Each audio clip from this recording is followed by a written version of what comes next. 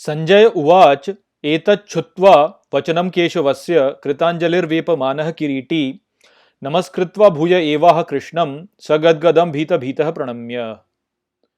Hello friends, this is the 35th shloka of the 11th chapter of Bhagavad Gita, and today we will understand this shloka in detail. So let's first go over its meaning. So the shloka says, Sanjaya Uvach, which means Sanjay said, Etat Chutva Vachanam Keshavasya, which means after hearing the words of Keshava, Kritanjalir Vepamanah Kiriti, which means with folded hands and trembling, Arjun Namaskritva Bhuya Evaha Krishnam, which means bowing down again, indeed spoke to Krishna, Sagadgadam Bhita Bhita Pranamya, which means overwhelmed with admiration, saluted.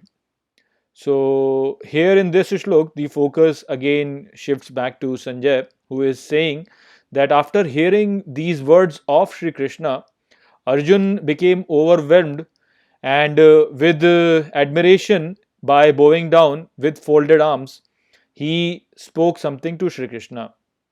So, what he is going to speak is going to start from next shlok, but there is a very important message that is being presented over here in a very subtle form. So, basically, what's being said over here is that with folded arms and trembling, he overwhelmed and with the admiration he saluted Sri Krishna. And the name that Sanjay is using over here is Kiriti, which means the one who has been given the crown. So that name basically summarizes the whole message of this shlok. So basically, what is pointed out over here is with respect to devotion. So those people who are true devotees of the Supreme Lord, they accept all the instructions that have been given to them by the Lord. So they will accept it no matter how difficult that instruction or that task appears to them. The example of this is Hanuman in Ramayana. So in Ramayana, whatever Sri Ram tells Hanuman to do, Hanuman performs that without any question. He just performs them. So that shows the devotion that a person has for the supreme divine. So this feeling of this devotion for the supreme divine is so divine that Hanuman is considered a god. So it's basically the same idea which has been presented over here from the point of view of Arjun, where Arjun is also doing the same thing. He is accepting the instructions of the Lord, which the Lord is giving to him. So Lord is saying that, become the instrument in my hand so that I can carry out this action of destroying untruth from this world. And Arjun is accepting that thing. So that is what has been presented over here.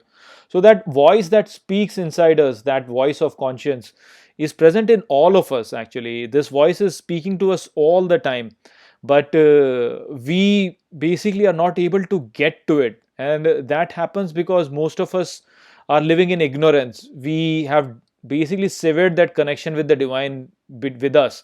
And this disruption has instead led to the position where our selfish interest takes over us. And so what our mind speaks to us is what we hear. And we are unable to hear the voice of the divine which is speaking inside us. The Abrahamic religions, they call this voice of selfishness the voice of Satan. So because of this voice of our selfish interest takes over us, that voice which is coming from the divine gets suppressed and we are not able to get to it. And that is our problem. Only after purification of our mind can we really develop this capacity to hear that voice of the divine.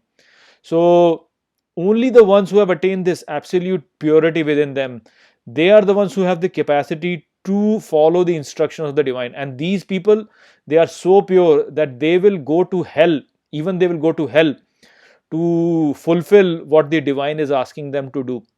So they are not scared of anything. They are fearless. They will listen to what their divine voice is saying inside them, and they will do whatever that divine voice says. It's just like Hanuman, who can do whatever Sri Krishna or Sri Ram tells him to do. He will just do it. So that is what is being pointed to over here by Sanjay calling Arjun as Kiriti, because Kiriti is the one who has the crown, and the crown is offered to a person who takes on the responsibility. A king in a kingdom accepts the crown because he accepts the responsibility of taking care of his subjects. In a marriage, the groom accepts the crown. He puts on a pagdi, and he puts on a pagdi because he has accepted the responsibility of taking care of the bride. So whoever takes up the responsibility of taking care of a task, he accepts a crown. And over here, since Arjun has accepted the responsibility that Sri Krishna is giving to him, therefore over here Sanjay is calling Arjun as Kiriti. So that is the whole essence of this shlok. Basically, the point over here is that Arjun is accepting what Sri Krishna is asking him to do, and he is bowing down, he is saluting him, and he is overwhelmed by this responsibility. So it's a big blessing that Sri Krishna is doing on Arjun by giving him this responsibility. If we were to get this kind of responsibility from the divine, it will be such a big blessing on us, and I mean, our life will become meaningful. That is the life which is actually meaningful life. What is this life wherein we are basically just trying to earn some money or trying to show others to be lower than us, being just a manager or whatever else we want, we basically think about. That is nothing in front of this kind of a responsibility which the divine directly gives the devotee. So that is the message of this shlok. I hope that I have explained this shlok well to you. With that, I'll close this video. I'll see you in the next video. Take care.